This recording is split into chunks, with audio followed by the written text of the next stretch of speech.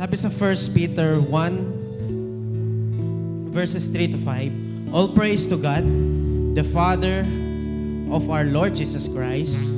It is by His great mercy that we have been born again. Because God raised Jesus Christ from the dead, now we live with great expectation and we have a priceless inheritance. An inheritance that is kept in heaven for you, pure and undefiled, beyond the reach of change and decay. And through your faith, God is protecting you by His power until you receive this salvation, which is ready to be revealed on the last day for all to see. Amen. Purihin ang pagkabasa ng salita ng Panginoon. Hallelujah. Meron tayong inheritance sa langit na hindi mag-change, hindi magde-decay. At ganoon na lamang po ang pag-ibig ng God sa bawat isa sa atin. Ano po? Na binigay niya si Jesus Christ sa bawat isa sa atin. Kaya sa umagang ito po, ang gagawin natin ay purihin natin ang ating Panginoon. Sapagkat ang ating Panginoon, He reigns sa ating mga buhay. He reigns sa ating church. He reigns sa nation. He reigns sa earth. Kaya nararapat lang na purihin natin ang Panginoon. Hallelujah. Purihin natin siya. Hallelujah. Praise God.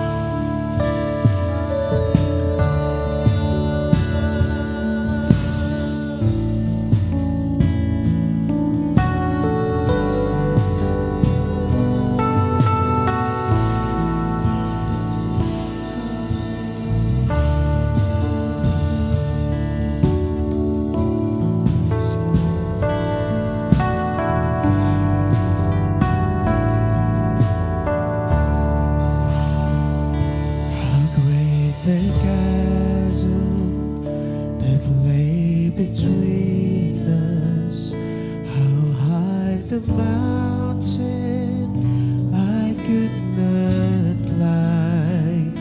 In desperation, I turned to heaven and spoke your name into the night. Then through the darkness, your loving kindness tore through the shadows of my soul. The work is finished, the end is written. Jesus Christ, my living hope. Who could imagine?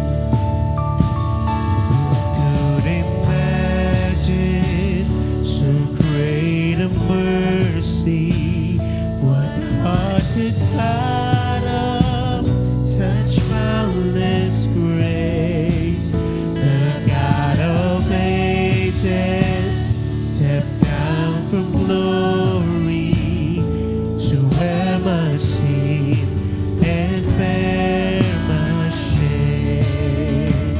The cross has spoken,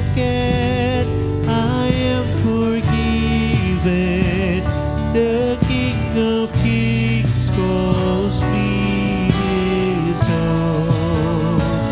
Beautiful Savior, I'm yours forever. Jesus Christ, my living hope. Hallelujah.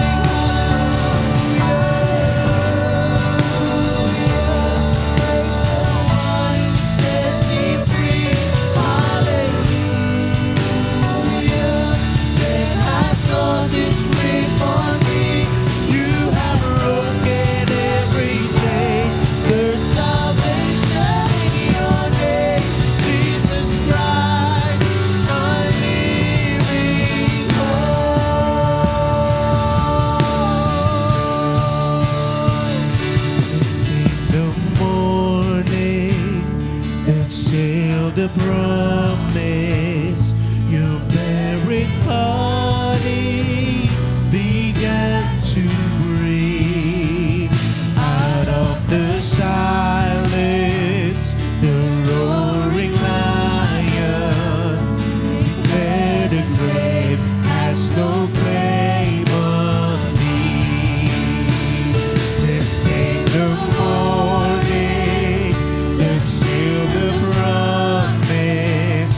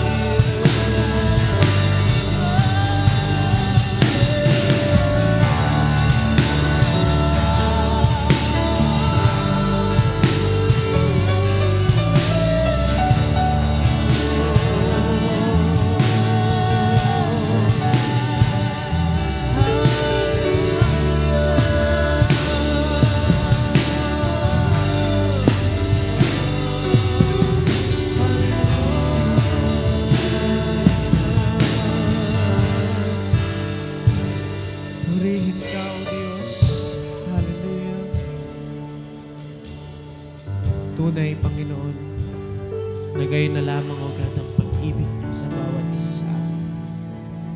Ay binigay niyo, Panginoon, ang kaisa-isahin niyo para sa amin, Panginoon. At tunay din, Panginoon, na naghahari ka ng muli sa iyong trono. Ikaw ang tunay na Diyos.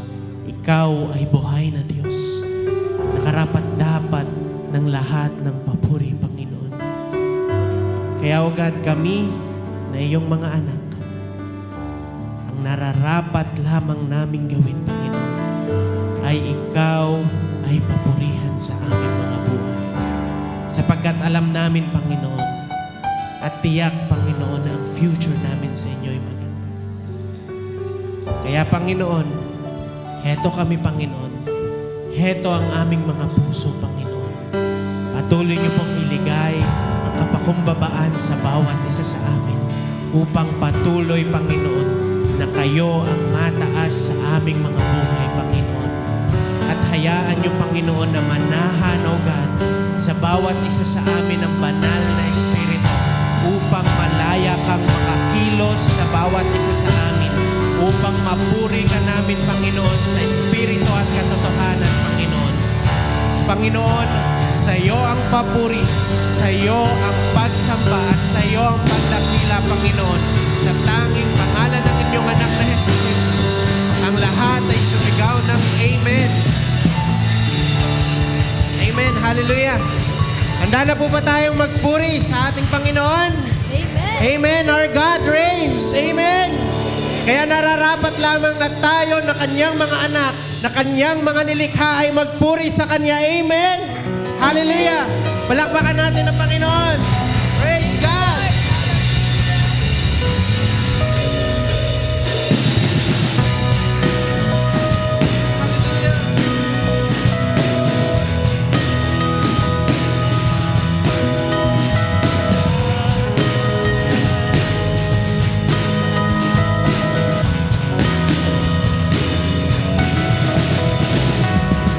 Over star-filled skies, over all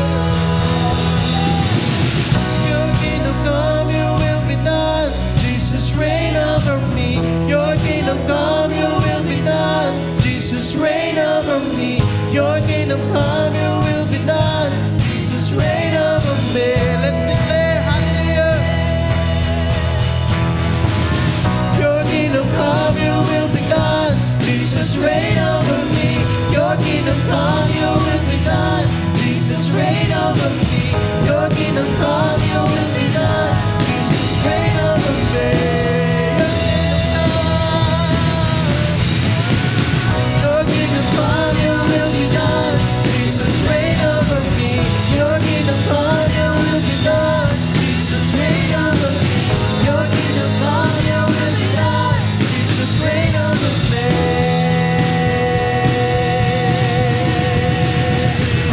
You reign over all the earth, we sing it. You reign, justice and peace you bring it. You reign, Holy One, you reign.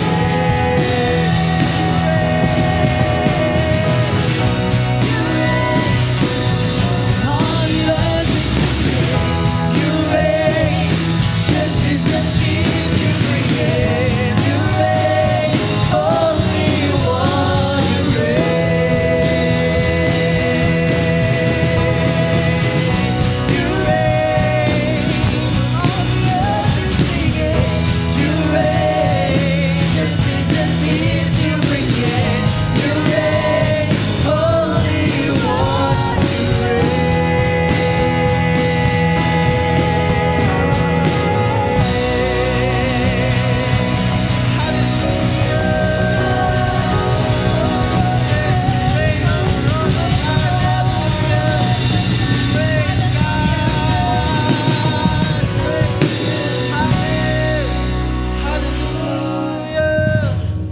Praise God, hallelujah. Yes, God, hallelujah. Praise you, Jesus. Hallelujah. Tunay, Panginoon, na Ikaw ay nag-reign over our lives. Panginoon, nag-reign dyan sa inyong trono, Panginoon. Yes, God. At ganoon, Panginoon, praise you. Hallelujah.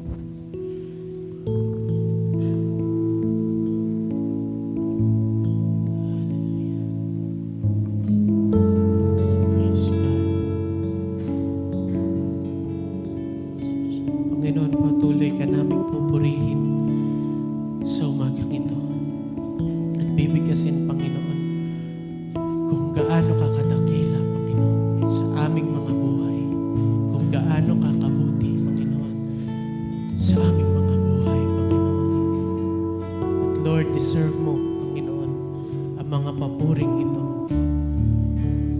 Maaring kulang, Panginoon. Pero ito, O God, ang the best na worship, Panginoon, na ibibigay ng bawat isa sa amin.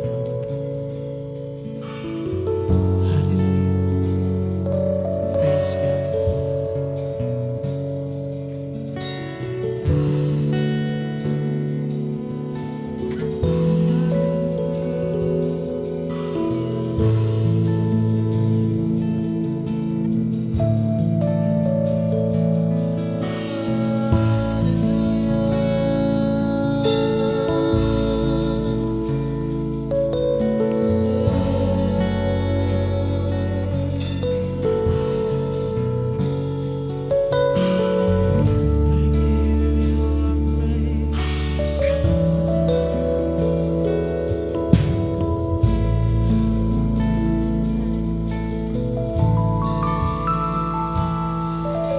The splendor of a king,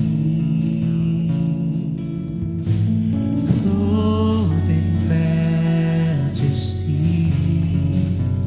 Let all the earth rejoice, all the earth rejoice. He wraps himself in light, in darkness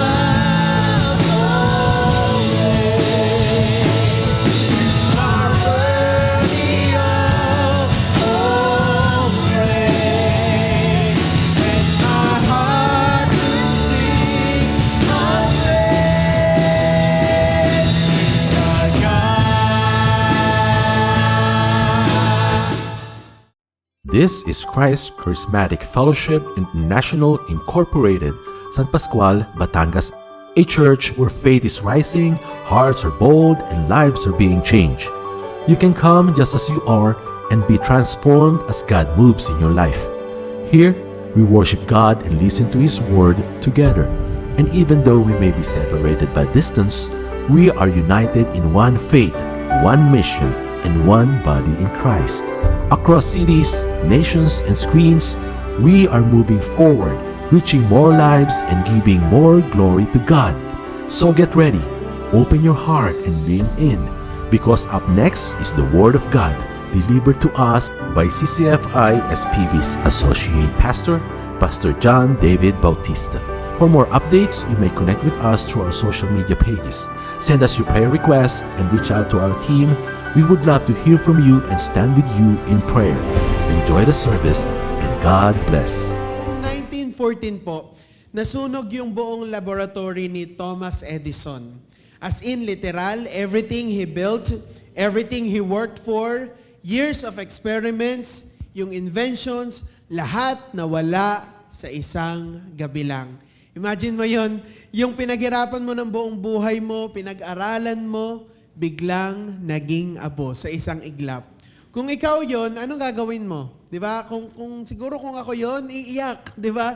Magwo-worry, magtatanong ako sa Lord, bakit? 'Di ba tayo magmumukmuk agad, magwawala at kung sino-sinong sisisihin natin. Kasi ganyan talaga pag may nangyayari sa ating mga buhay na mga mali at hindi maganda, talagang tinatanong agad natin ng Lord, anong purpose ng lahat ng ito? Pero alam niyo kung anong ginawa ni Thomas Edison? Instead na mag-breakdown siya at magwala at magmukmok at maglupagi, sinabi niya sa kanyang anak, puntahan mo dali yung nanay mo. Sabihin mo sa nanay mo, tawagin lahat ng mga kaibigan niya. At minsan lang tayo makakakita ng ganitong kagandang apoy. Kasi siguro dahil mga chemicals, nasindihan, parang fireworks. Sabi niya, sige tawagin mo nanay mo at yung mga kaibigan niya. They'll never see a fire like this again. Sabi niya, minsan lang tayo makakita ng ganitong art. Dali, pakita natin sa lahat. Di ba? Tapos kinabukasan habang umuusok yung mga nasunog na gamit at medyo mainit-init pa, sinabi niya, thank God, lahat ng mistakes ko, sunog na, wala na. Pwede na ulit akong magsimula. Ganun ba tayo ka-positive kapag biglang nawala ang mga bagay sa ating buhay? Kapag yung mga bagay na pinangahawakan natin, pinagmamalaki natin, biglang sa isang iglap, nasa na? Kaya ba nating maging positive ng ganon? Habang yung iba iiyak at magmumorn dahil yung buong buhay na pinag-aralan ni Thomas Edison ay talagang nasayang, siya, nakita niya agad yung opportunity. Church, minsan ganito tayo. Masyado tayong nakafocus sa kung ano ang nawala sa atin, na hindi na natin napapansin kung ano yung ginagawa ng Diyos ngayon. Diba? Kadalasan kapag kami nawala, may inalis ang Lord, doon na lang tayo nakatingin.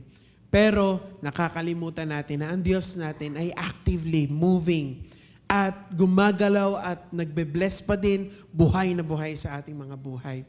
And that's exactly what happened to the two disciples in our story today. Habang naglalakad sila, umiiyak sila, dahil akala nila tapos na ang lahat, hindi nila alam the greatest miracle had already happened. Naranasan nyo na ba yung pakiramdam na gusto mo nang sumuko? Gusto mo na lang mag-pack up, tumalikod at umuwi? Yung nagpe-pray ka ng matindi, nagtitiwala ka sa promises ng Lord, nag-invest ka ng oras mo, ng emotions mo, ng pananampalataya mo, tapos biglang hindi nangyari ang pinagpe-pray mo? Yung diagnosis, biglang lumabas, ang dami mo pa palang sakit. Pinag-pray mo na sana walang sakit. Yung pala, ang lumabas na diagnosis, mas madami pang complications. Nagpe-pray ka na yung relationship mo maging maayos. Ang nangyari, lalo pang nag-fail. Yung business mo, nalugi. Yung pinag-aaralan mo, bumagsak ka sa exam. May mga pagkakataon sa buhay natin na pakiramdam natin, binigo tayo ng Diyos. Nakakapagod, nakakalungkot, nakaka-disappoint. And when you are in that deep or in that place of deep disappointment, ang pinakamadaling gawin ay ang maglakad palayo lalo. Di ba minsan ang nagiging choice natin, sige, lalakad na lang ako palayo. Sige, mas lalayo ako, mas tatahimik ako, mas mawawala ako. Pero ang sabi ng salita ng Diyos sa Psalms 34:18, the Lord is close to the brokenhearted and save those who are crushed in spirit. Tayo pong lahat ay tumayo at basahin po natin ang ating main text for today. Luke 24:13-18. Now that same day, two of them were going to a village called Emmaus, about 7 miles from Jerusalem. As they talked and discussed these things with each other, Jesus himself came up and walked along with them. He asked them, "What are you discussing together as you walk along?" They stood still, their faces downcast. One of them came Cleopas asking, "Are you the only one visiting Jerusalem who does not know the things that have happened there in these days?" Yan. Yan po yung panahon na hindi nila makilala si Jesus. Tinanong sila, ano bang nangyari? Hindi mo alam ang nangyari. Merong Jesus or merong nangyaring mabigat. Tapos na. Akala namin magiging okay ang lahat. Akala namin ito na yung Jesus na magsisave sa amin. Pero bakit siya namatay? Ganon sila ka-down. Kaya naglalakad sila pauwi sa kanilang lugar. Naglalakad sila sa road to Emmaus. Ngayon po, ang ating mga buhay, dumadaan tayo sa sarili-sarili nating mga roads. Handa ba tayong harapin ang mga road na ito nang nagtitiwala sa Panginoon? And today, let's expect na ang Diyos hindi tayo iniwan, hindi tayo pinabayaan at kasama natin siya. Tayo pong lahat ay tumungo at manalangin. Father God in heaven, we thank you, O God, for this wonderful day. Salamat, Panginoon, dahil ikaw ay kasama namin ngayong araw na ito. Salamat, Panginoon, dahil kumikilos ka sa buhay ng bawat isa at patuloy kang nagpapakahayag sa amin. Lord, kami po ay nag-e-expect na patuloy mo kaming babaguhin, patuloy na ang salita mo, Panginoon, ang magiging dahilan kung bakit kami sumusunod, kung bakit kami nandito, O God, kung bakit kami patuloy na naglilingkod. Hindi ang aming pride, hindi ang aming galing at kung ano mang maiipagmalaki namin, O God. Lord, we are here, O God, because You live, O God. Buhay ka, O God. At Lord, kami ay hindi nawawala ng pag-asa dahil alam namin na overcome mo ang death, O God. Salamat, Panginoon, sa iyong kabutihan, sa mga pagpapala, O God, na makakamta namin through your word, O God. And may you alone be glorified, O God, and lifted up in this place. Sa iyo po ang papuri, pasalamat at pagdakila. In Jesus' name we pray. Amen. Pwede na po tayong umupo. Praise the Lord. Ang title po ng ating message ngayong araw na ito ay Burning Hearts on Broken Roads. Today we ask, how do we recognize the presence of God when our expectations are completely shattered?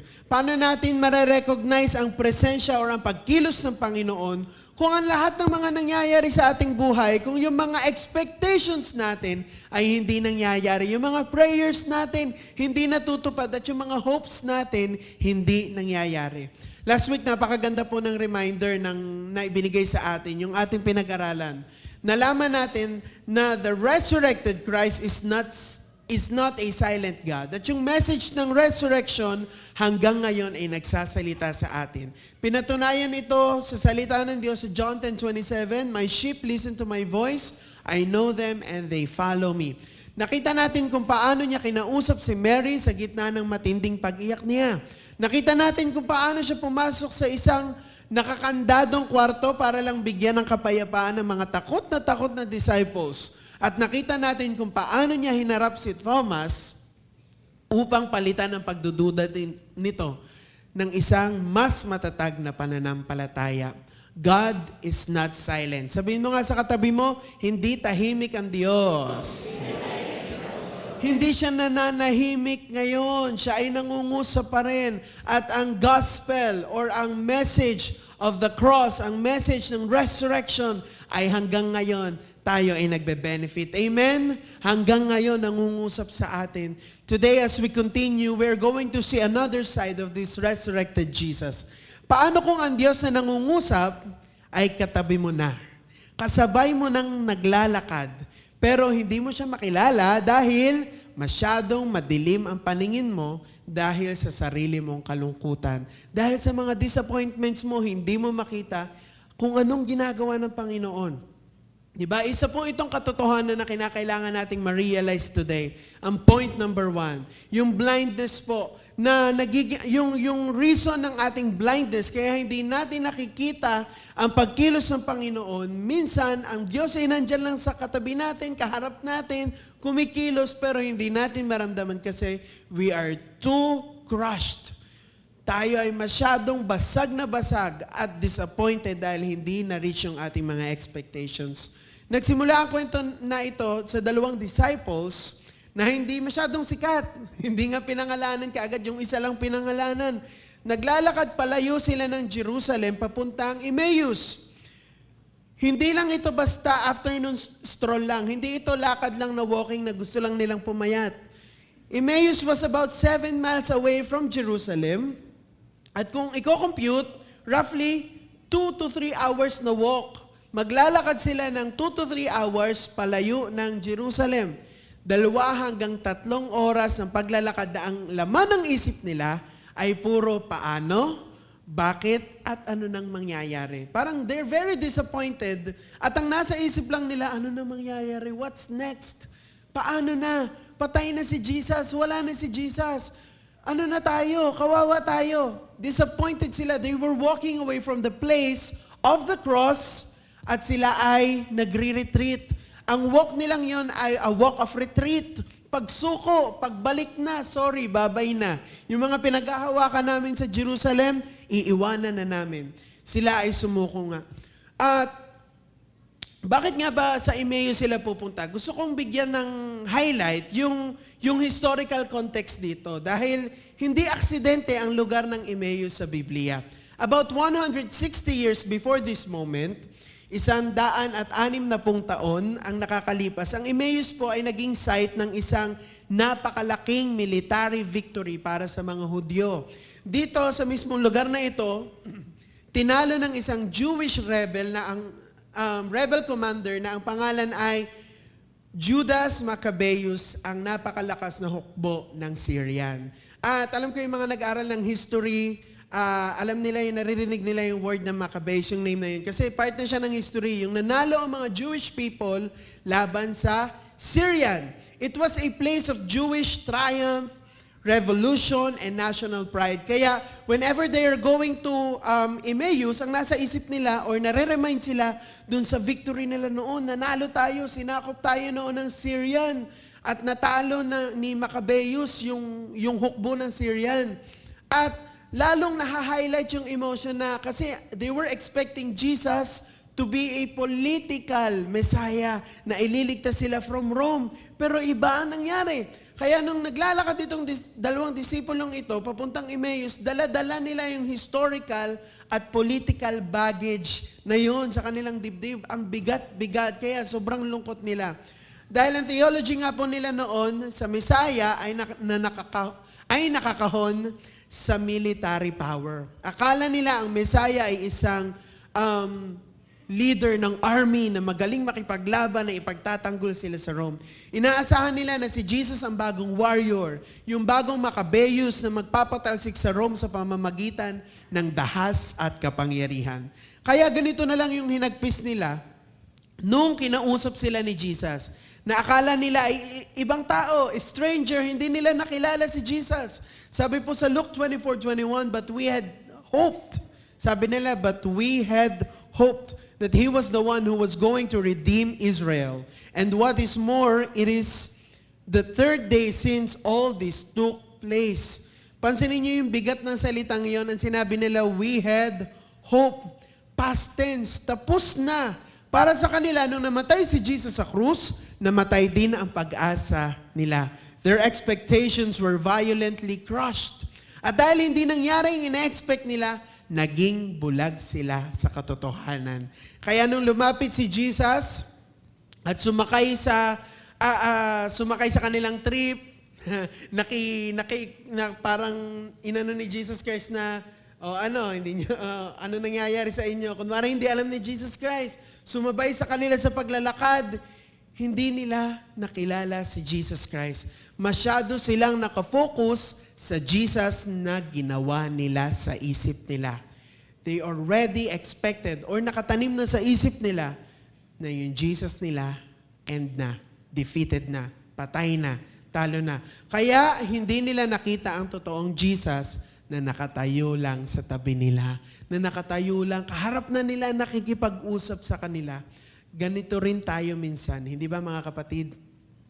Ilang beses na ba nating hindi nakilala ang pagkilos ng Diyos dahil hindi niya sinunod ang mga plano natin? Ilang beses na bang nasaktan at nagalit tayo sa Diyos dahil iba ang naging sagot niya sa prayers natin? Minsan or madalas, yung presensya ng Diyos hindi natin maramdaman at wala ng effect sa buhay natin kasi we expect Him to be something else. Yung pagkilos niya, hindi natin makita kasi nag-e-expect tayo ng ibang Jesus Christ. Nag-e-expect tayo ng ibang God. Nag-e-expect tayo ng ibang katugunan. Masyado nating nilalagyan ng deadline ang Panginoon at nilalagay natin ang God sa isang box na kaya lang nating i-imagine. Disappointed tayo minsan sa mga nangyayari and so we automatically conclude na absent ang God. Wala si Lord, bigo na ako. Pero nakakalimutan natin ang isang napakahalagang katotohanan. Kapag pinipilit nating i-box or kontrolin ang Diyos sa sarili nating timeline at pamamaraan, nabubulag tayo sa mas magandang plano na ginagawa niya sa atin. Lagi dapat nasa isip natin at tandaan natin palagi that God has a better plan palagi. Palaging mas maigi at mas mainam ang layunin ng Diyos para sa atin. Sabi nga ng Panginoon sa Isaiah 55:8, "For my thoughts are not your thoughts, neither are your ways my ways, declares the Lord." At kahit gaano kasakit ang hindi ma-meet ang iyong expectations, hindi nagbabago ang karakter ng ating Diyos. Kahit gaano kahirap tanggapin or harapin ang mga katugunan ng Panginoon na no or yung mga expectation natin na hindi nami-meet, nandun pa rin at same pa rin ang karakter ng Panginoon na mainam ang kanyang layunin para sa atin. Na siya ay Diyos ng pag-ibig, Diyos na nakakaalam ng mas mabuti.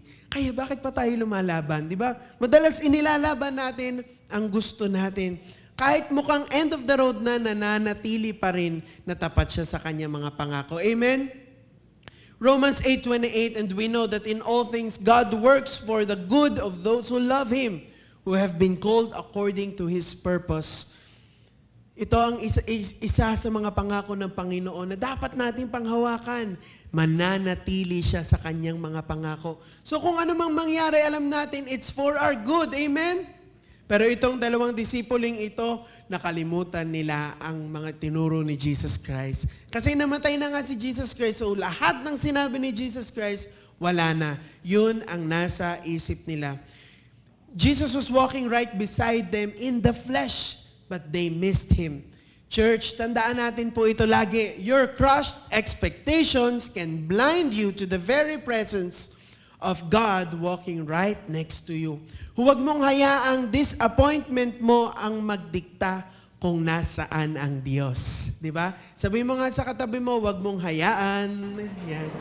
Huwag mong hayaan na dahil lang nagka-problema ka, ito yung magde-define kung sino ang Diyos. Kung anong ginagawa ng Diyos at ano siya ngayon. Hindi siya nawala just because hindi natupad ang gusto mo. He is there even when the picture doesn't look the way you painted it.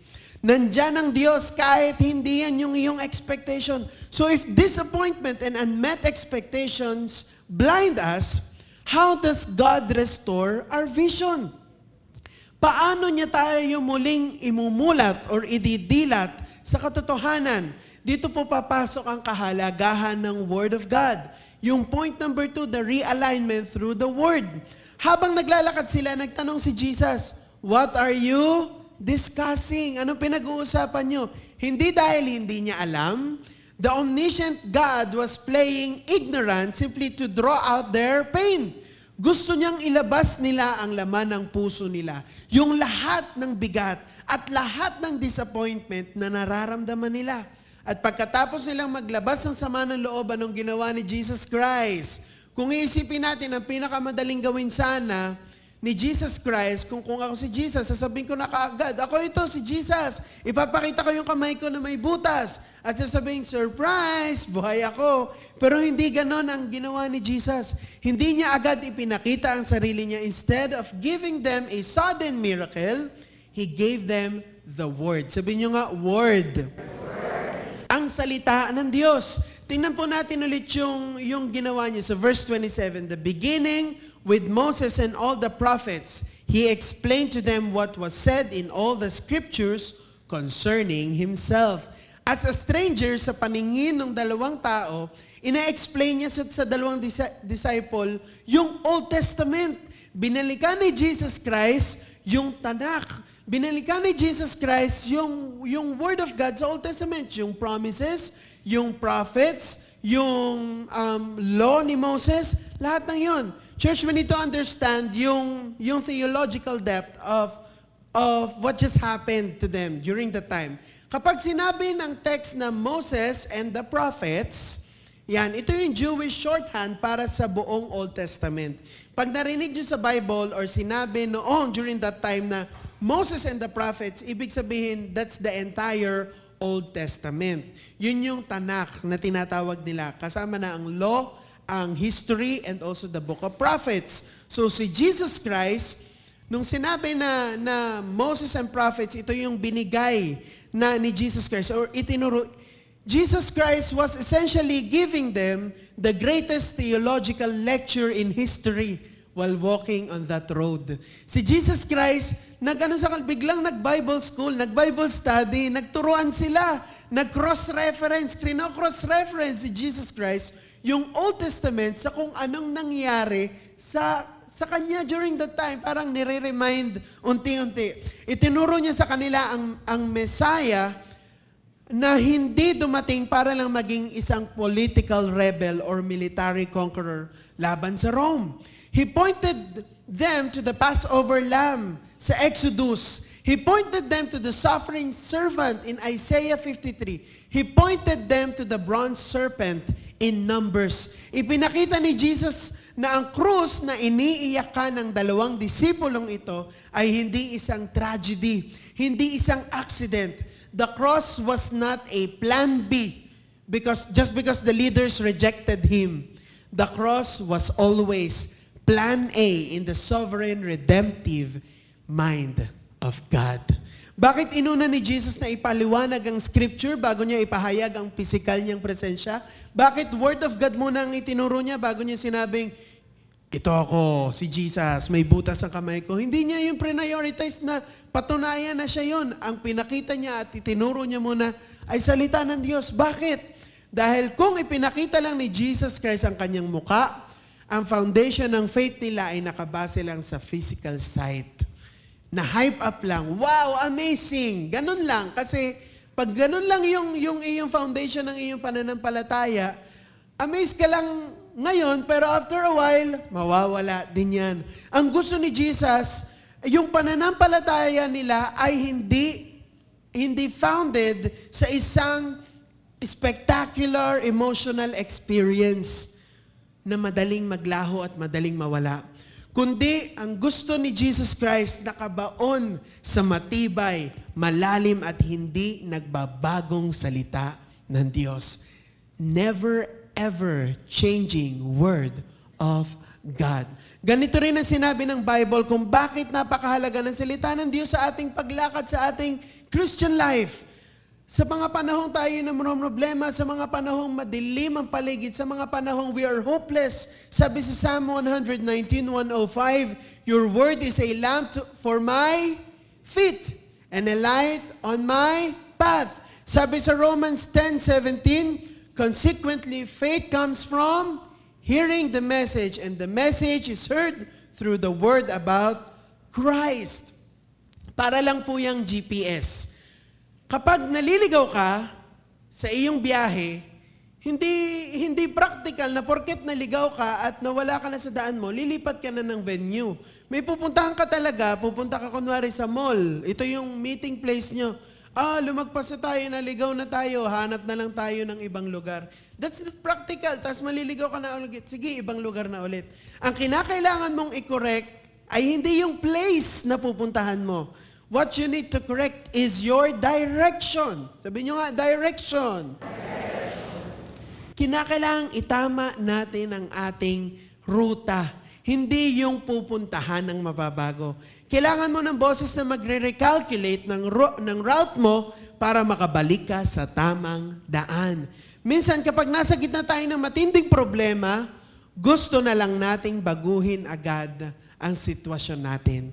Gusto nating ang Lord may gagawin agad na parang isang iglap, nasa ibang ano ka na agad. Isang ibang estado agad ng buhay. Or parang ibabaguhin na agad ng Lord ang lahat.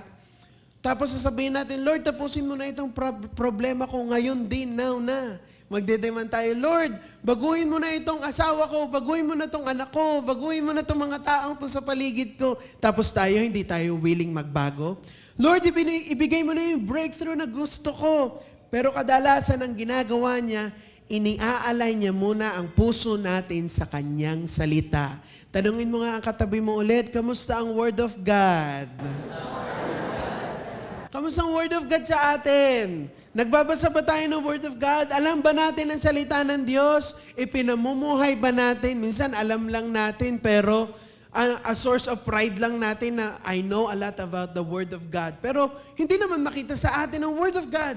Hindi niya agad binabago ang paligid mo. Binabago niya muna ang pananaw mo sa tungkol sa sino siya, sa kung anong pagkakakilala mo sa Kanya at sa Kanyang salita.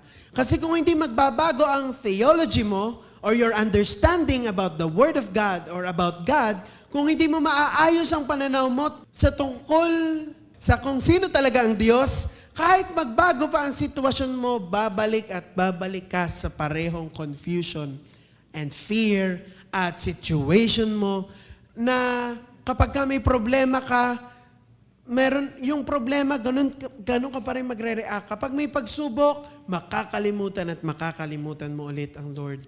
Church, huwag nating kalimutan ito. The Word of God is the only thing that can make a cold, dead, disappointed heart burn with hope again.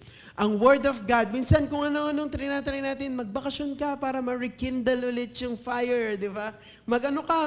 Mamasyal, ibili mo ng regalo, or mag-me time ka, pero hindi eh. All we need is the Word of God to be applied in our hearts. Amen? Para maramdaman natin yung power na yon na kayang buhayin ulit ang puso nating cold. Are you dying now? Is your spiritual life dying now? Do you see yourself like turning back and walking away from your situation before?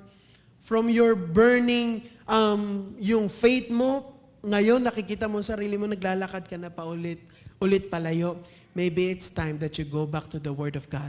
You don't try. Ang dami nating ginagawa, attend ng seminar, punta dito, ganyan. Pero kung hindi kikilos ang Word of God sa ating mga buhay, hindi marirekindle yung fire sa ating hearts. Amen? Kaya si Jesus Christ, very important sa Kanya na simulan ulit or ibalik ang 2 disciples na ito sa salita niya. Sa Old Testament, at talagang ni-remind sa kung ano talaga ang plano ng Panginoon sa redemption. After i-realign ng God ang 2 disipulo na ito through His Word, He invites them into something deeper. At ganun din sa atin. Ini-invite tayo ng Panginoon. When we encounter the Word of God, we start to have a deeper relationship with God. We start to have a deeper conversations.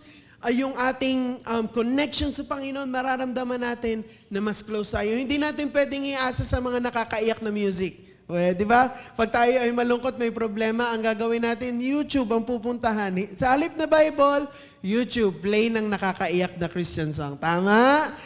Iiyak ka ngayon, tapos mamaya, mabalik ka na ulit sa dati. What we need is the Word of God to be applied in our hearts at kumilos sa ating mga buhay. Amen? Amen. Bago mag-YouTube, bago kung saan-saan magpunta, bago kay Apple Music magpunta muna kay Word of God. Amen? Kay Jesus tayo bumalik. At dito natin makikita yung revelation in intimate communion.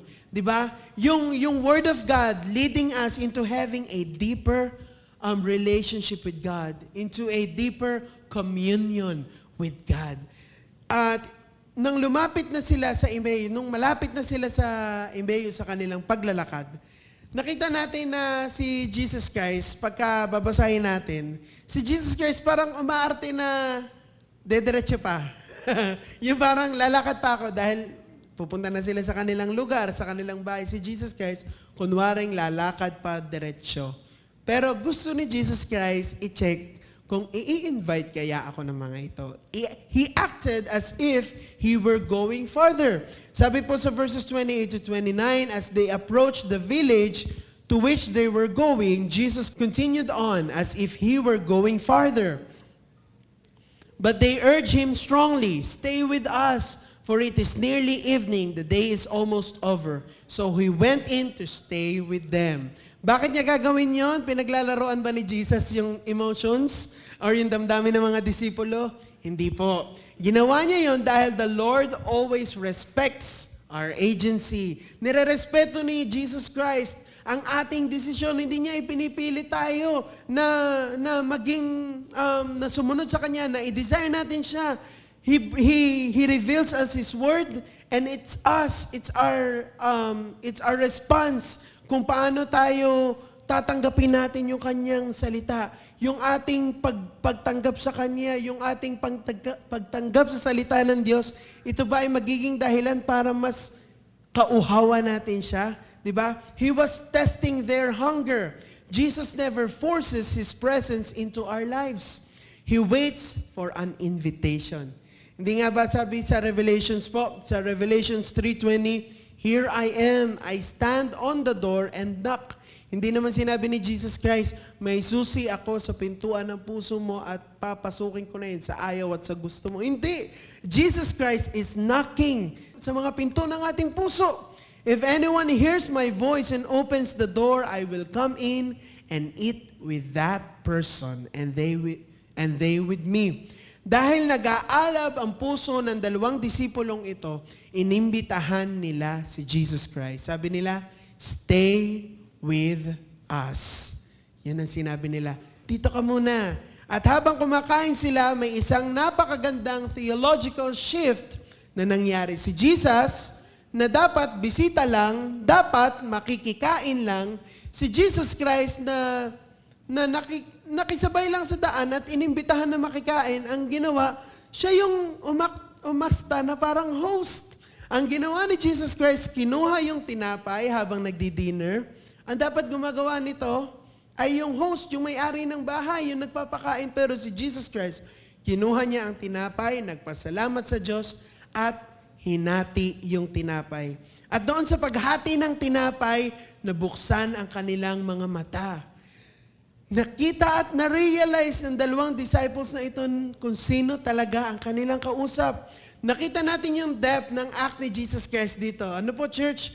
Bakit sa paghati pa ng tinapay siya na-reveal? Bakit nung hinati ni Jesus Christ yung tinapay, sa kanila na-realize, 2 hours, 3 hours silang naglalakad, hindi nila na-realize si Jesus Christ yun. Kung kailan hinati pa yung tinapay, saka pa nila na-realize. Practically speaking, nung inabot ni Jesus Christ ang hinating tinapay, malamang nakita nila yung mga butas sa kamay ni Jesus Christ. Yung scars of the cross, ang nag-reveal ng identity ng kanilang Savior sa kanila.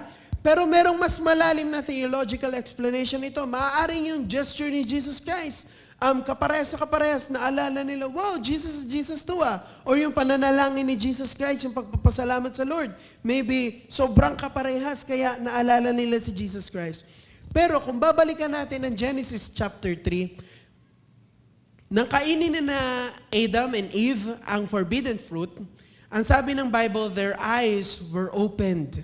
Pero nang mabuksan ang mata nila sa Garden of Eden, ang nakita nila ay ang kanilang kasalanan, ang kanilang kahihiyan, at ang kanilang pagiging hubad, at yung kanilang pagiging madumi sa harapan ng Panginoon. Pumasok ang sumpa sa mundo. Pero dito sa Emmaus, the curse is being reversed.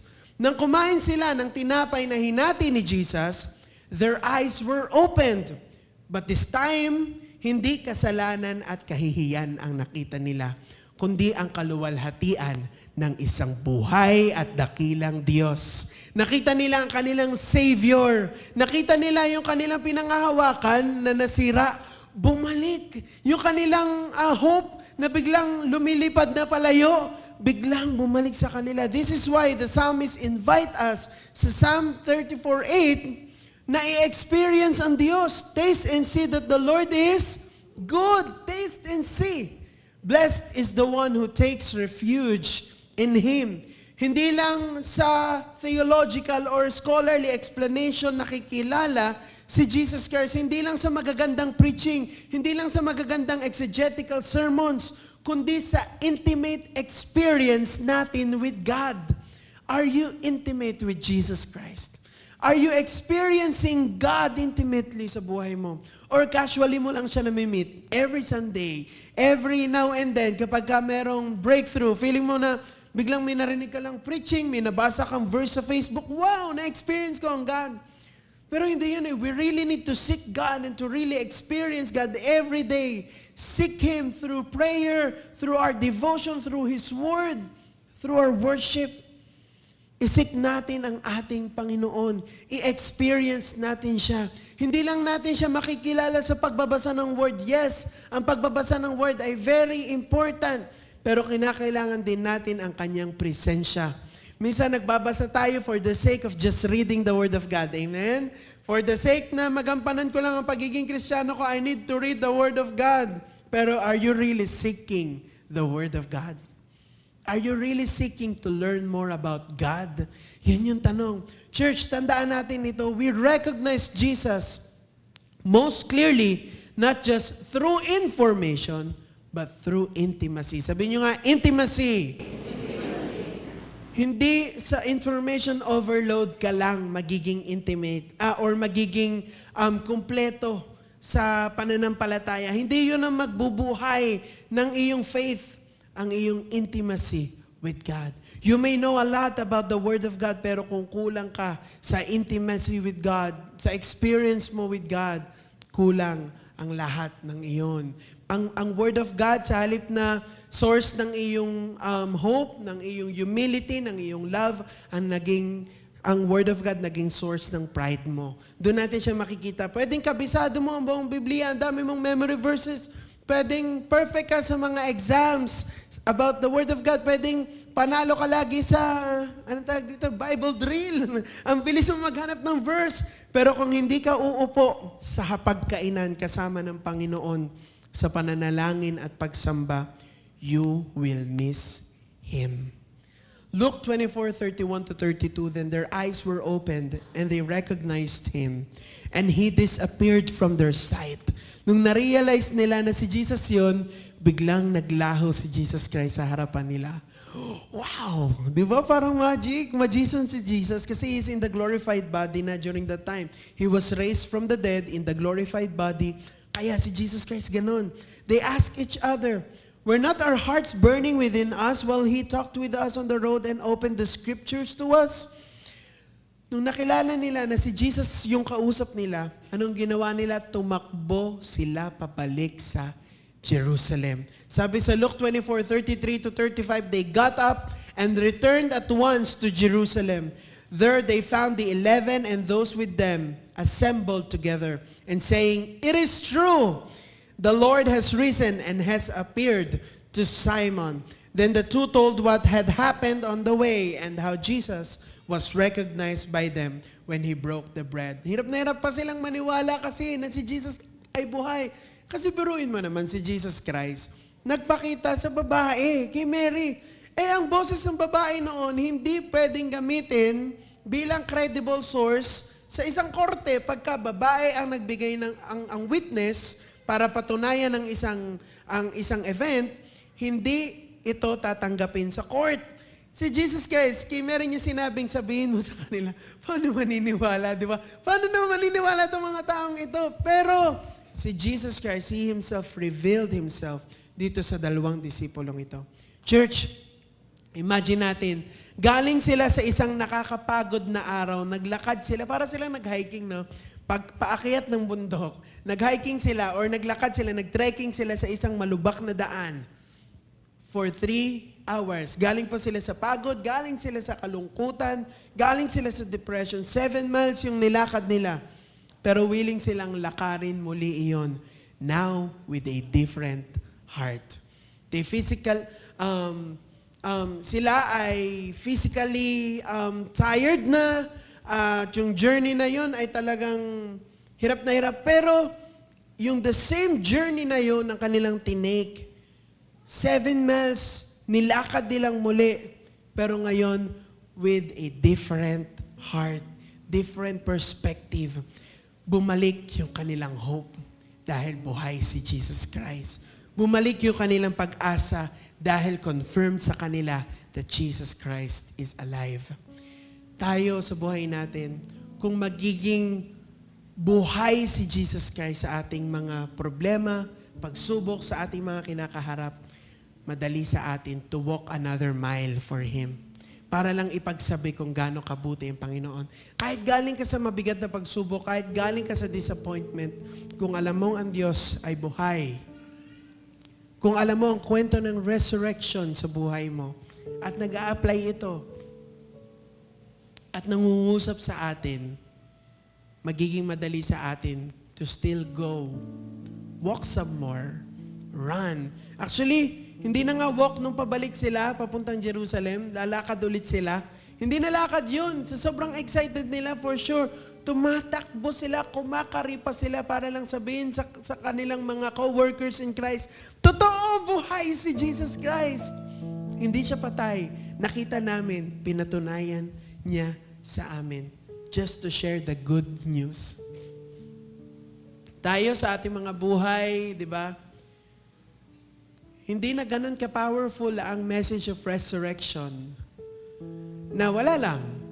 Wala tayong drive to share the Word of God. We don't have the drive to live for Christ at i-share ang good news para kay Jesus Christ.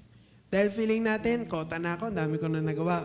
Or sometimes feeling natin, kota ka na sa problema, tama na Lord, hindi ko na kaya, lugmo ka na. Pero today, I would like to remind you that the message of resurrection is still alive in us and is still applicable sa ating mga buhay. If you're going through something, remember that God is alive.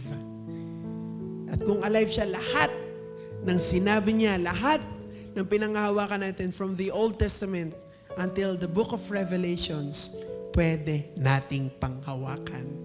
Sigurado tayo dahil buhay ang ating Diyos. Makapangyarihan siya. Let me share a very familiar story po sa inyo. For sure, alam niyo na po ito. Marahil narinig niyo na itong sikat na poem na ito tungkol sa footprints in the sand. Yan, isang poem. Kung hindi niyo pa po naririnig, I think may mga gumawa din ng kanta about it. Pwede niyo pakinggan. Na isang gabi, may isang tao na nanaginip. Sa panaginip niya, tinagalog ko lang po. Naglalakad siya sa dalampasigan kasama ang Panginoon. Habang naglalakad sila, nag-flash sa kalangitan yung mga eksena ng buhay niya. At sa bawat eksena, bumabalik yung mga nakaraan, yung mga nangyari sa kanyang buhay. Napansin niya na may 2 pares ng bakas ng paa sa buhangin na nilakaran niya. Isang pares sa kanya at isang pares ng footprints ay kay Jesus Christ. Pero nung tinignan niya ng maigi, napansin niya na during those times na ang bibigat ng pinagdaraanan niya, yung during the time na pinakamalungkot siya, pinakamahirap na bahagi ng kanyang buhay, isang pares na lang ng paa yung nakikita niyang naglalakad. Doon sa pag binalikan niya yung footprint, isa na lang yung pair ng footprint na naglalakad.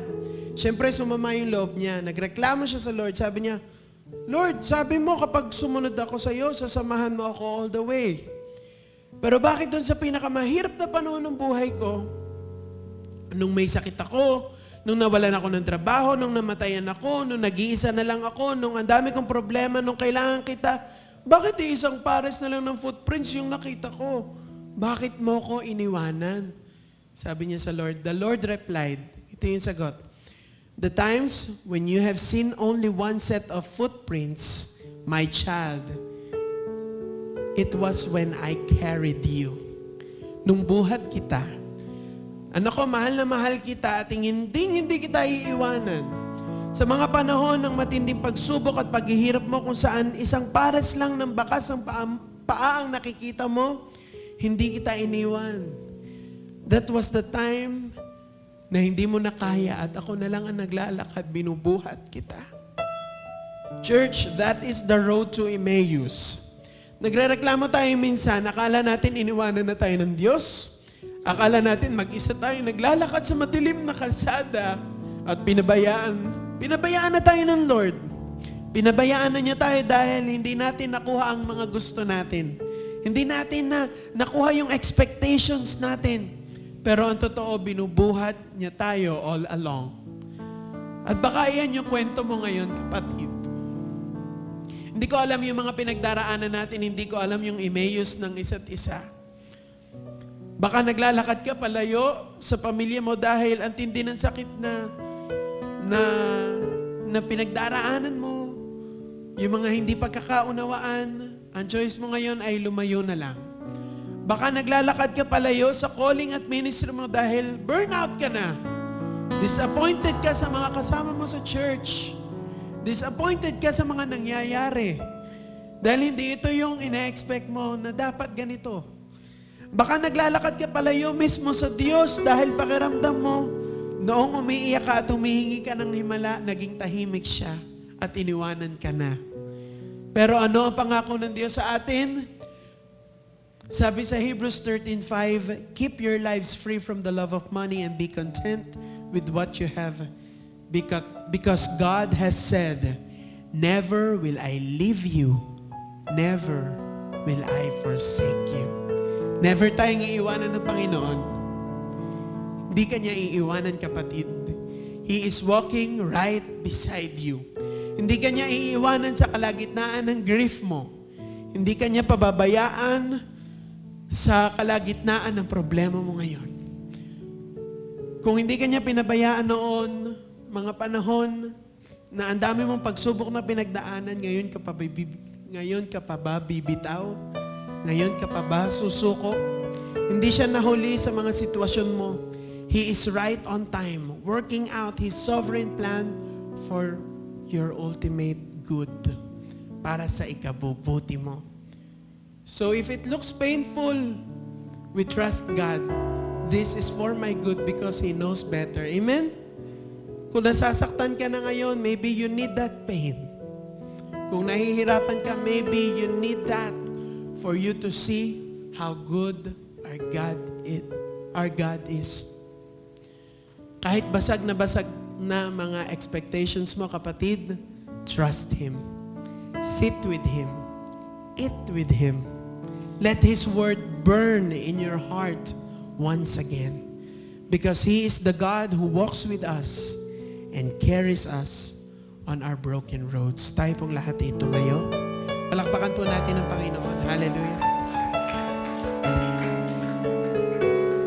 Tayo pong lahat ay manalangin. Father God, we thank You, O God, for not failing us, O God. Lord, ang mga sitwasyon namin sa buhay, it may seem like You failed us, but no, alam namin hindi, O God. Dahil Lord, nabuhay Ka, O God. From dead, tumayo Ka, O God. Nabuhay Ka para sa amin, O God. And that is enough evidence, O God, for us to say that You will never leave us and You will never forsake us, O God. Ikaw na nabuhay mula sa pagkamatay, O God. That is enough evidence, O God, for us to keep pushing, to keep going, O God, to keep serving, O God, despite of the pains, O God, the disappointments that we have in our hearts, O God. Thank You, Lord. Salamat, Panginoon. Dahil ang salita mo, Panginoon, ang aming kalakasan, O God. Ang salita mo, Panginoon, na nagbibigay sa amin, O God, ng hope. And there are many times, O God, na hindi po namin nakikita ang salita mo, Panginoon. Hindi namin ito sinisik, O God, and we are very sorry, O God. Lord, we need You, O God. We need Your word, O God. kumilos, Panginoon, sa aming mga buhay, O God. Lord, kung ang ilan sa amin, O God, ay nadi-discourage right now, Lord, let your word, O God, shine upon us, O God, that it will rekindle the fire in our hearts, O God, the fire of our faith, O God. Lord, kung ang ilan sa amin, O God, ay napapagod na, Panginoon, Ikaw ang magbigay ng kalakasan, O God. Let the message of resurrection, O God, renew our strength, O God. Let the message of the resurrection, O God, renew our faith, O God. Ang nais namin, O God, ay mas lalong lumapit sa iyo, O God. Lord, hindi namin, O God, nais na lumayo. But Lord, sa tuwing kami nangihina, O God, instead, O God, na kami ay magpakalayo o sumuko, O God, Lord, i-remind mo kami na lalong igapang at ilaban ang aming mga sarili palapit sa iyo, O God. Because you already did, O God. You died on the cross for us. You saved us, O God. Ibinigay mo na ang buhay mo sa amin, O God. Iginapang mo kami, O God. Nang sa gayon, O God, meron kaming pag-asa, O God. Lord, wag niyo pong hayaan na ang mga buhay namin sa aming mga pagkakamali, sa aming mga pagkukulang, sa katigasan ng aming mga ulo, O God, ay masasayang ang lahat, Panginoon, ng sinimulan mo sa amin, O God. Mananatili kami, O God, na nananalig, O God, sa kabila ng mga pagsubok, sa kabila ng mga katanungan, sa kabila ng pain, O God. Kahit po feeling namin ay kami na lamang mag-isa, we have you.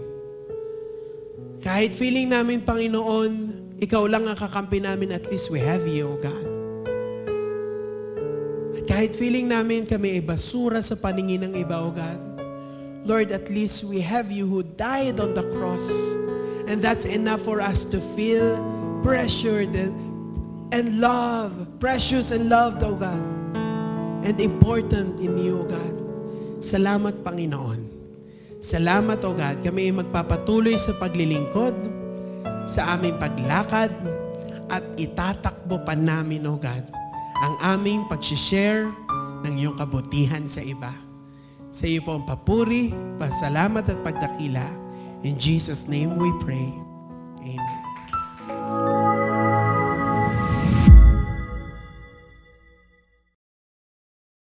Mabuti po ang Diyos, kahit po sa maliliit na bagay. Detalyado po siya, handa po siya palagi. Sa ating mga flaws, yung mga pagkukulang natin, ay handa siya at inuunawa niya tayo. Amen po. So kaya po tayo may sobre na brown at saka white, para po yun sa tithes, yung brown, at yung white po para sa mga pledges. So mabuti ang Diyos sapagkat ang Malakay 3:10 ay laging nandoon. Basahin ko nga po para sa atin lahat. Sa Tagalog po. Sabi doon, dalhin ninyo ng buong buo ang inyong mga ikasampung bahagi sa tahanan ng Diyos upang matugunan ang pangangailangan sa aking templo. Subukin ninyo ako sa bagay na ito kung hindi ko buksan ang mga bintana ng langit at ibuhos sa inyo ang masaganang pagpapala. Sa Biblia po, dito lang po natin makikita kung saan ay ang Panginoon ay handa na i-test natin ang kanyang salita. Hinahamon tayo ng Diyos na gawin ang bagay na ito. Ngayon, bakit nga ba ganun ang sinabi ng Panginoon? Sapagkat tapat siyang Diyos. Amen po. Lahat pinrovide niya at hallelujah. Habang ako pinaglalakad, ang pastor po ay nananalangin. Alam niyo gano'ng kabigat yung sabi nga, seryoso talaga, ano po. At naroon yung pagpapaalaala sa atin. Kaya sinabi ng Lord sa akin, unahin mo muna yung sobre. Hallelujah. Ibalik mo yung mensahe, pabalik na tayo. So, ibig sabihin, from sobre, pupunta tayo dun sa mas mabigat, yung intimate. Ibig sabihin, yung salita ng Diyos talaga pong seryoso po siya. Amin po. Kaya po ang Biblia, nasulat po yun para sa bawat sa po sa atin. Mapalad po tayo, kumpleto na pong lahat. Kung tayo may itatanong, tayo may hahanapin, nandiyan na pong lahat. Kung paano tayo magbibigay na ikasampung bahagi, paano niya ipinaunawa sa bawat sa po sa atin na siya ang source ng lahat. Kaya tayo po ay blessed, kaya po tayo ay nakakapagbigay sapagkat tayo po ay meron, hindi po tayo wala. Ano po? Napakabuti ng Diyos. Binigay niya sa atin kumpleto ang lahat ng bagay. Ngayon, ang mensahe, yung resurrection, dapat laging nasa ating alaala sapagkat kung ibinigay ng Diyos, Ama, ang kanyang bugtong na anak, how much more yung ating mga pangangailangan. Ano po? Kaya nga magaling tayo sa math, 90 plus 10, 100% eh. Ano po? Wala pong pwedeng mag-add ng 90 plus 10, 101. Amen po. So, ibig sabihin, detalyado ang Diyos sa lahat ng bagay. At ito pong time na ito, tayo po ay privilege sapagkat tayo po ay makapagbabalik sa Diyos. Sapagkat tayo po ay laging tumatanggap. Hindi po tayo magbibigay dahil para tayo mabless. Nakakapagbigay po tayo dahil tayo po ay blessed na sa ating mga trabaho, sa lahat po ng ating mga negosyo. Lahat po yun ay binibless ng God. Kaya ang bawat sa po sa atin ay mapalad sapagkat tayo po ay may Diyos na tapat. Sabi nga po kanina ng mensahe, He never will na tayo iiwanan niya. Hindi talaga niya tayo pababayaan. Pero, napakabuti talaga niya. Yung pagpili natin, yung ating will, ay lagi niyang nire-respeto. Hindi ka niya didiktahan gaya ng walk nung dalawa sa Emmaus. Ano po? Naalala ko yung sinabi ng pastor. Ang Panginoong Isus kunwari lalampas na. Titingnan niya kung aayain siya nung dalawa. So tingnan niyo po kung gaano kabuti ang ating Diyos. Hindi talaga niya tayo pupersahin. Kaya ngayon, malaya po ang bawat po sa atin na magbigay ng ating mga ikapo at ating mga pledges. Tayo po ay magbigay.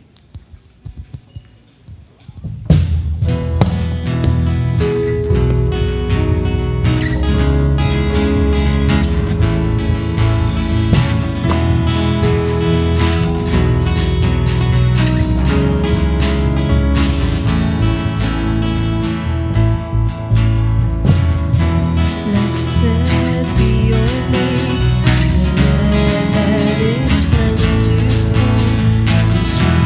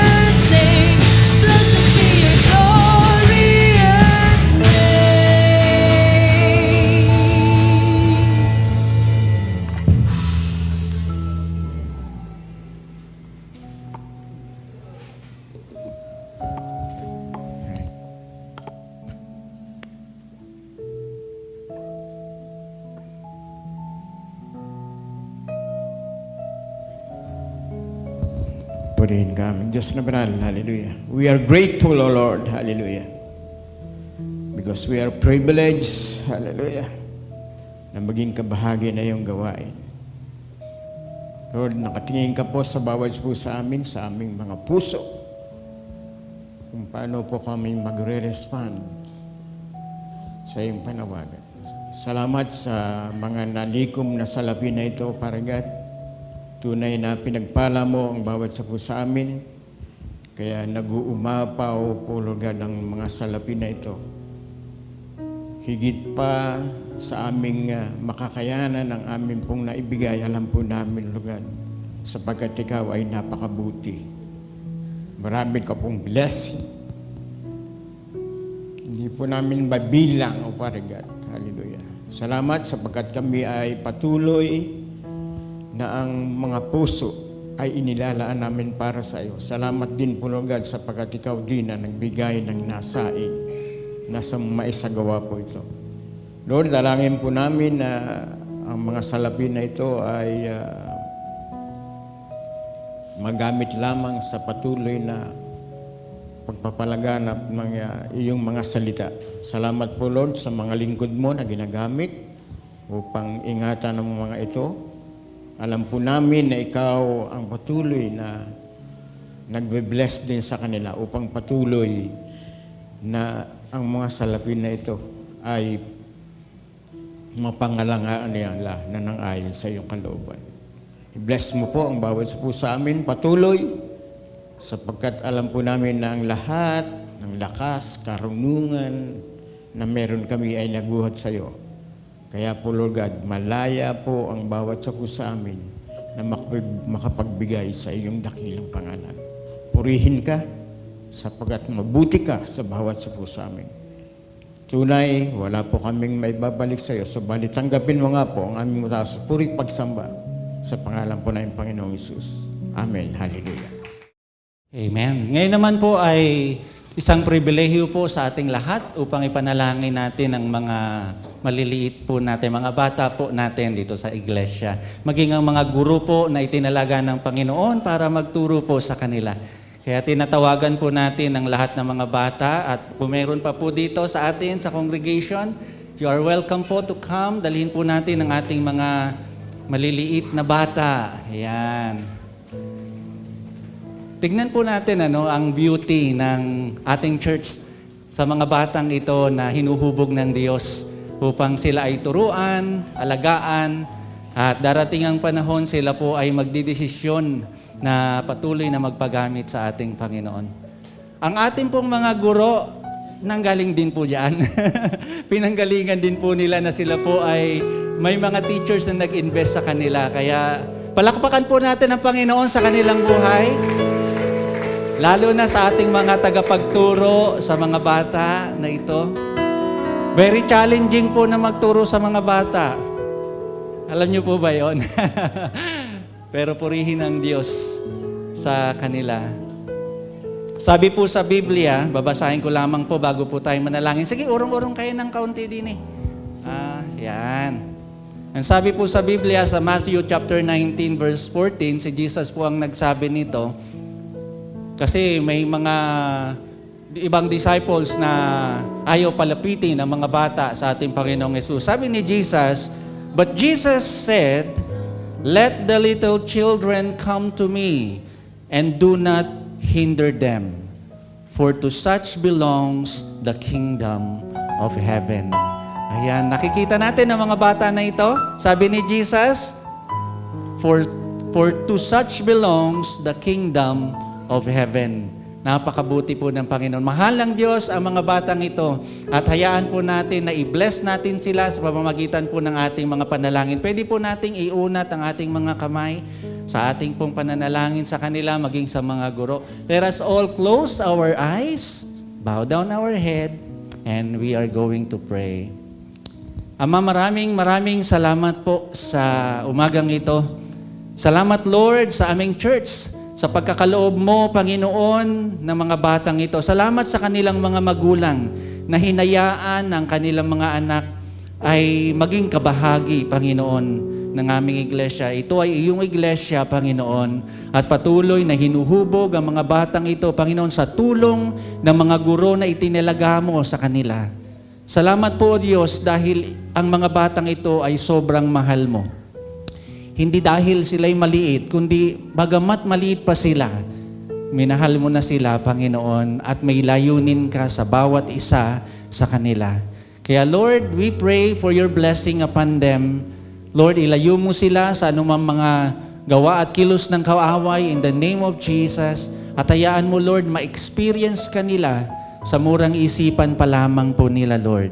At maitatanim sa kanilang puso, sa kanilang isipan, Panginoon, ang mga salita na kanilang naririnig, hindi lang tuwing linggo, kundi sa mga activities ng mga batang ito, Panginoon. Lord, patuloy mong ihahayag ang iyong sarili sa kanila sa tulong ng mga guro, Panginoon, na ginagamit mo. Lord, bless them, Lord.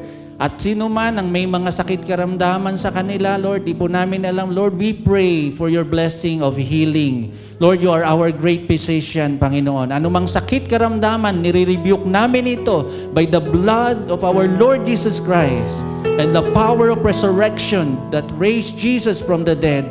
Panginoon, inaangkin po namin ang victory na ito over everything, Panginoon, any viruses, any kinds of sicknesses, any troubles, any kinds of problems sa kanilang family. Tutulungan mo sila, ang mga magulang nila, Panginoon, patuloy ka mararanasan kanila ng mga batang ito, Panginoon. Lord, dalangin po namin, anuman, Panginoon, ang kanilang mga dreams, Lord, maaaring hindi pa nila ito alam. Pero Lord, i-cultivate mo po ito, tutulungan mo po sila sa pamamagitan ng iyong mga salita at ito'y maihahayag sa kanila. Dalangin namin, O Diyos, ngayon pa lamang buksan mo ang kanilang puso at kanilang isipan sa pag-receive ng blessing na ito, ng isang katotohanan na ikaw ay namatay at nabuhay dahil mahal mo sila, Panginoon.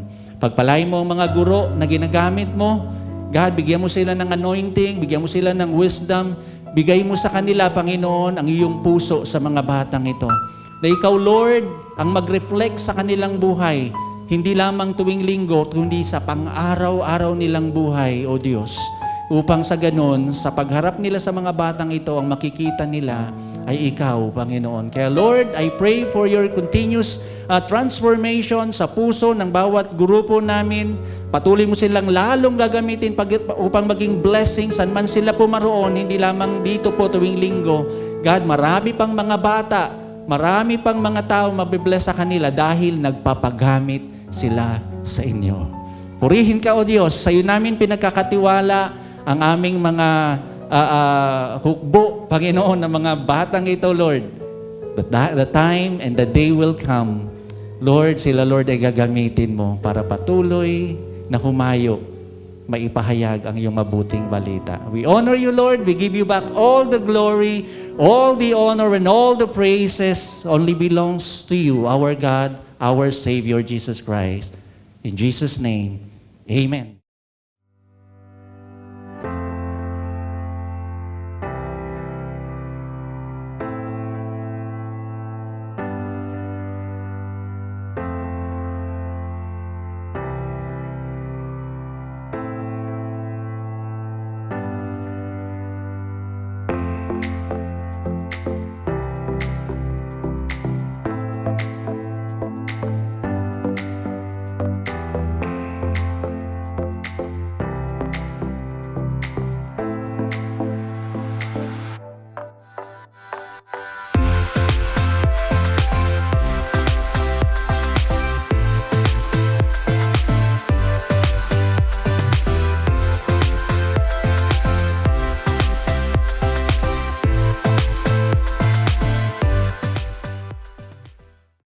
To live is Christ and to die is gain. Kaya hindi tayo matatakot, amen, sa ating paglabas diyan sa ating church. Patuloy nating ipapakita ang liwanag na nagmumula sa ating Panginoon at patuloy nating gagawin ang naaayon sa kalooban niya. Amen.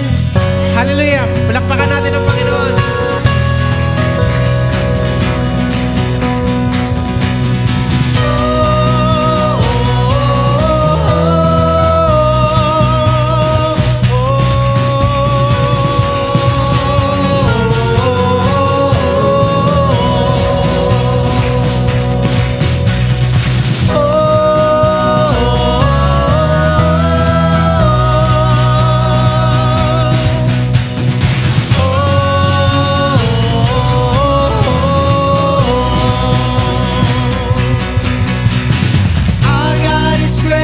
and glorious. We put our trust in your name, Jesus. Able to save and deliver us. We put our hope in your name, Jesus. Blessing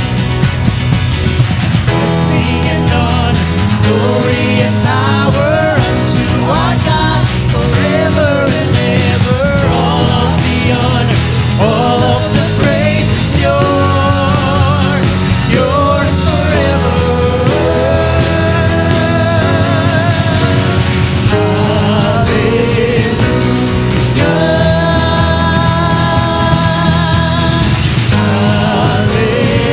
Hallelujah, our God reigns.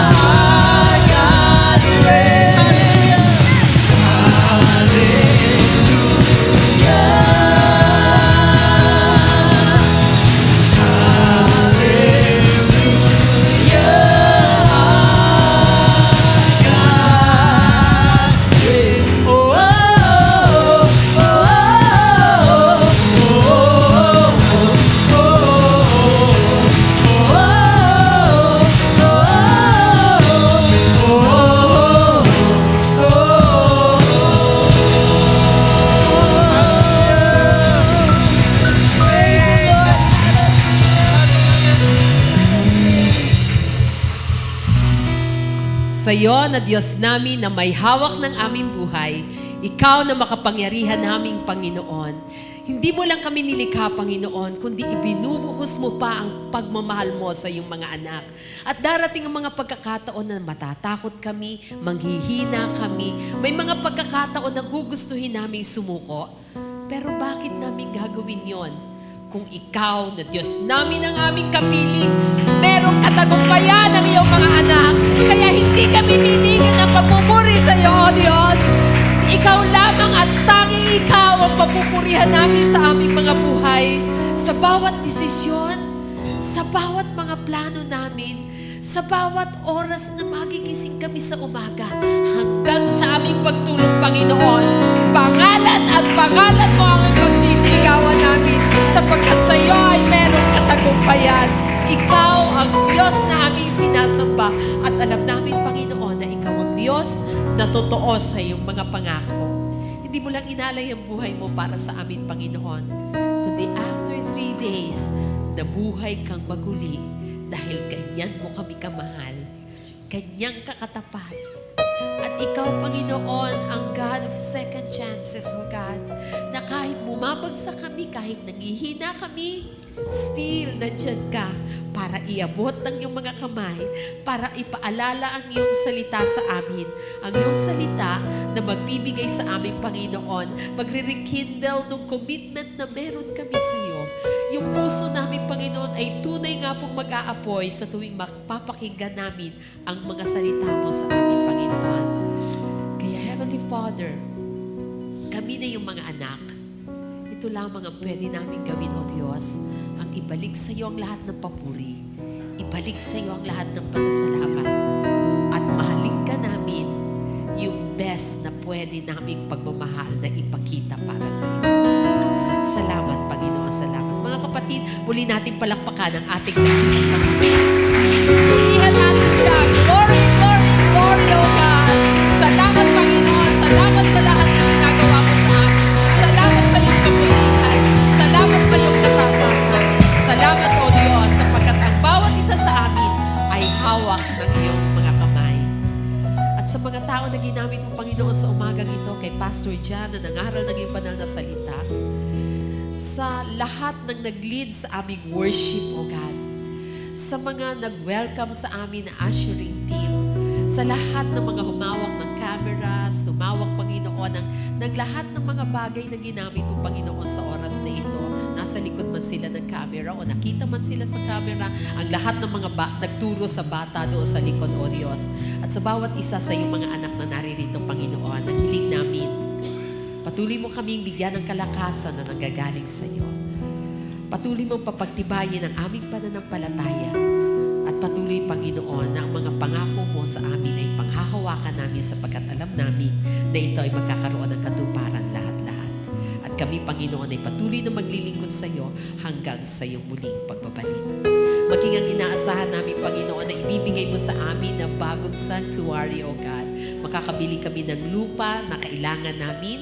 Makakapagpatayo kami, Panginoon, ng bagong sanctuary sapagkat ikaw din ang nangako na ibibigay mo ito para sa iyong mga anak. At ito ang kagustuhan mo, Panginoon, na lalong lumawak ang gawain mo dito sa San Pascual. At gamitin mo lamang kami, Panginoon, na sa paglabas ng bawat isa sa amin, Panginoon, sa sanctuary na ito, dala-dala namin ang iyong banal na pangalan at magiging magandang testimony kami na ikaw ang Diyos namin na aming sinasamba.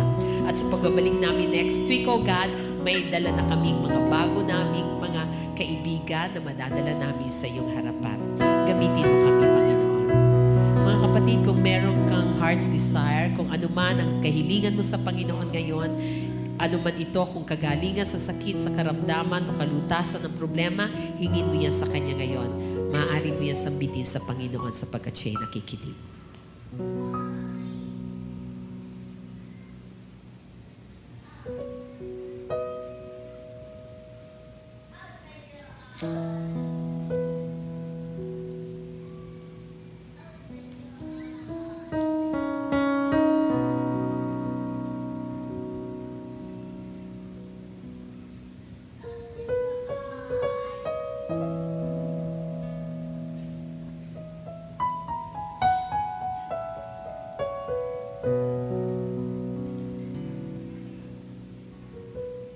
Taas natin ang ating mga kamay sa Panginoon. May the good Lord of heaven bless you.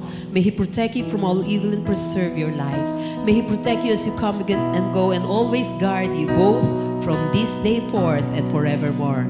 And may the grace of our Lord Jesus Christ, the love of the Father, and the communion of the Holy Spirit be upon each and every one. And all God's children will say, Amen. Muli po, kamayan natin ang ating mga katabi, yakapin natin sila, at i-bless po natin ang bawat isa.